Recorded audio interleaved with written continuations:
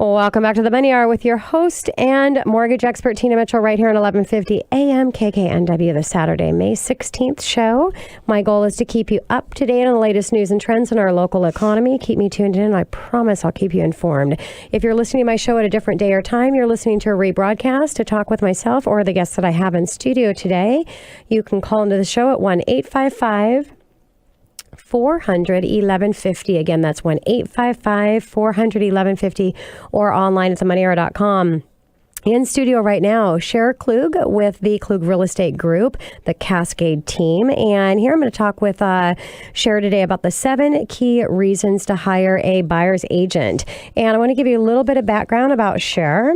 Sher is the proud owner of the Klug Real Estate Group and hangs her professional license with the Cascade team.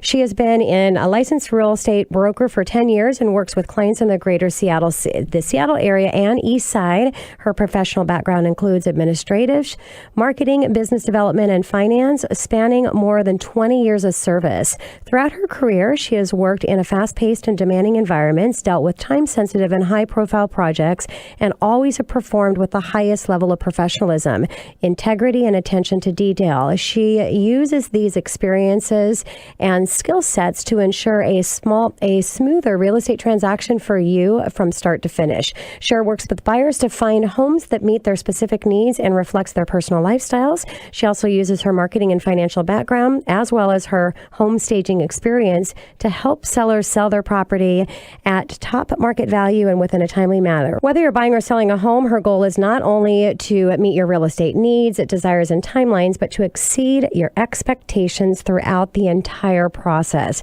Sher, thank you so much for coming back in studio. Just really excited to talk to you about this topic because I think it's so important, understanding the true value that our real estate professionals have to represent. So thank you so much for coming back in. Yeah, thanks so much for having me again. This is great. So, Sher, when you joined on to the show earlier, we heard earlier in the year, you talked about multiple offer scenarios. And are multiple offers still prevalent in King County today? Or what do you think that we're seeing heading towards a more balanced real estate market? What's your opinion and forecast? Well, when I was here back in January, I provided the December 2014 stats. And at that time, they indicated that King County was showing about 1.4 months of inventory. And as you know, Tina, 6 months of inventory is typically considered a healthy balance between supply and demand. So there's definitely a drop. Today, King County is still experiencing a very tight inventory. So we remain in a seller's market, and we're still seeing a frenzy of multiple bids and above list price offers in most cases. Yeah, it's crazy out there, and I'm just saying it's really active. There's so much going on, and so great information to be able to share the update of what's coming on. And I think in this market especially, that sometimes you just hear the conversation about buyer's agent is do I need a buyer's agent or do I need an agent to represent me on my house for selling my house? Lloyd was just talking over at the assessor's office all of the tools that they have online. How can you answer to that? Well, with the ease and the power of the internet today, there's so much information available to home buyers, which is great. And I'm sure with that accessibility and the abundance of information, it's easy for, one of us to assume that we can be an expert on any particular topic. I use the internet myself frequently to find out information about my puppy and, if she's feeling sick, what the problem might be or something. But ultimately, I'm going to go to a specialist, a licensed and experienced person to give her the best care. Well, the same can be true for home buyers. Sure, they have access to home sales, on thousands of different websites, but choosing home is the first step in the process. It's not the whole process. It's to their benefit to use the skills and the experience of a real estate expert to allow them not only to tour the home, but to help them determine, is this the right home for me, and ensure that they can secure it.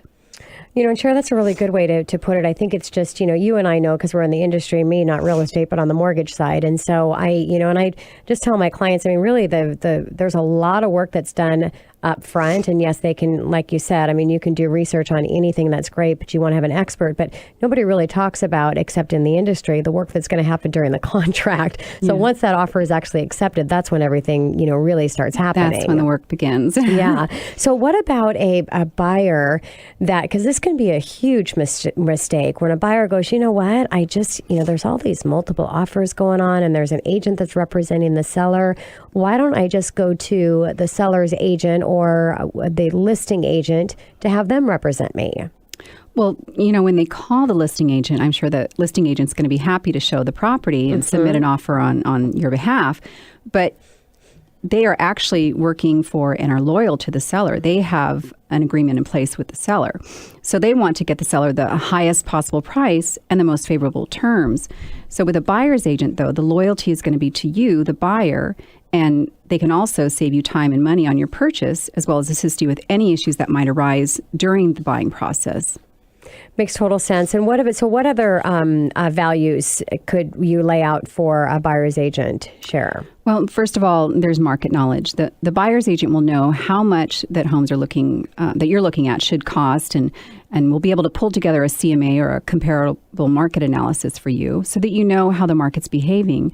And this is particularly important to have before you make an offer on a home, because you want to make sure you're not going to overprice it, and it may not even appraise at that value, and you don't want to pay too much as well. Yes, and they're also looking. They also know what to look for in the homes, so they have an experienced eye when they're walking through the homes and touring the properties with the buyers. So when they see signs of damage or modifications, those are going to stand out to the buyer's agent, and they can pass that information on to you, as well as make recommendations for reputable home inspectors or contractors to confirm whether or not there are any critical issues that should be addressed prior to the closing of the sale. And third, their real estate knowledge of the contract is really critical. Buying a home is a significant investment, as you know, and entering into a real estate contract is legally binding, so it shouldn't be taken lightly. A buyer's agent has written and reviewed several purchase agreements before, so she'll make sure it includes the contingencies in the right places to protect your best interests. Makes total sense. What about, a buyer has no idea where they're going to, where they want to buy. They've got all these multiple searches going on, and they're seeing a possible benefit in more than one buyer agent, which is another big mistake. And so can you share why you work with one buyer's agent exclusively? Well, you work with one buyer's agent exclusively because they're going to be loyal to you.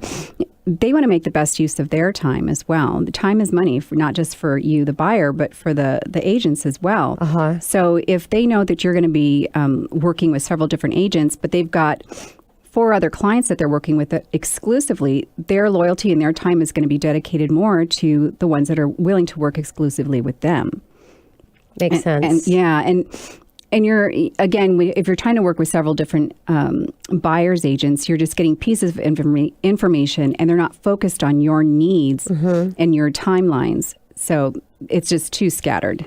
So what about in making that right decision and choosing a buyer's agent? Because maybe you're talking with a couple to decide who you actually want to move forward with. What questions should they be asking, Sher?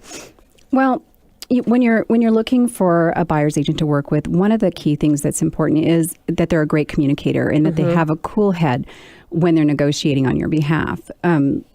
Great communicator meaning they're going to keep you informed of not only the properties that are available, but keeping you abreast of any information about that home that you're interested in.